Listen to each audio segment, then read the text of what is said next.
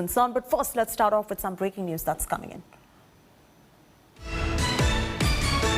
The Navy has confirmed that 14 bodies have been recovered so far. That's the latest coming in the rescue operations. Confirmation coming in from the Navy right there. 14 bodies recovered so far in the rescue operations. Remember, they are battling extreme weather conditions. They have rescued the bodies, the people on board, and extreme weather conditions are being battled by the Indian Navy at the moment. News just trickling in. 14 bodies recovered so far in the rescue operation. 14 people have been, as casualties, they are being identified? No, that I would say 14 dead bodies have been recovered. Now it is for the other authorities to confirm whether they all belong to Papa 305 or other agencies. That it will not be appropriate for me to comment. Mustafa, you're breaking the story here. The Navy confirming that 14 dead bodies have been found right there. They've been rescued in the operation.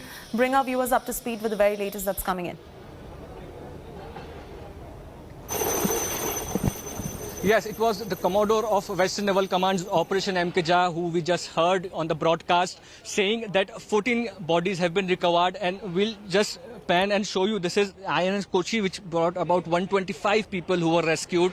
We see an ambulance here. There are multiple ambulances parked at the Mumbai dockyard for the retrieved bodies to be taken for JJ Hospital for a postmortem to be done. But yes, what the operations commander also told us that in the recent times, this was an unprecedented or one of the most challenging rescue operations done at Arabian Sea by Western Naval Command. So you can understand the bandwidth of this operation, and there are 3 to 4 Indian naval ships who are still inside the Arabian Sea. The rescue operation is still on because the number of people missing is about 70 and the bodies have been recovered is about 14. So the rescue operation will go out, the tracing of the bodies will continue, the operations will be on. That's what from the ground we are picking up. But yes, the 125 people who have now been taken out from the naval dockyard were very happy.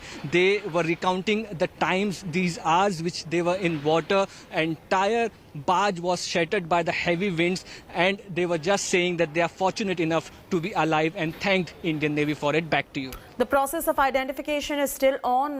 Mustafa, stay with us right there. And viewers, we've been telling you, it is a race against time. The search operation